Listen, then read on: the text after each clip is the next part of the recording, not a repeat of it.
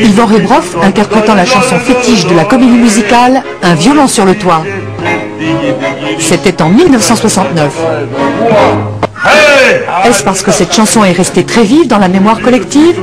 En tout cas, voici de nouveau à l'affiche cette comédie musicale qui met en scène, dans la Russie du début du XXe siècle, une petite communauté juive à la tête de laquelle un laitier sans sou, sa femme et ses 3 filles.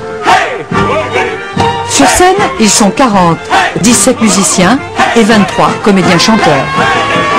Ça mélange complètement le théâtre, le chant, la danse. Donc c'est vraiment un exercice complètement jubilatoire, parce que c'est à la fois du jeu, à la fois de l'émotion, à la fois du rire, à la fois du chant, et on ne peut pas tricher. Si j'en avais plein les poches, hey, plus de 25 frères. Bien sûr, je connaissais Ivan Rebroff, j'avais déjà entendu à Si j'étais riche, mais je ne pouvais pas me lancer dans une pâle copie d'Ivan Rebroff. Il fallait que je prenne le contre-pied, que je fasse ma version.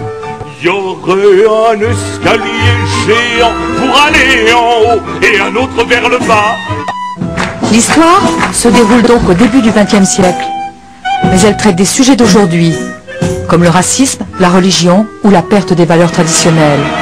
Et cela sans aucune once de pesanteur.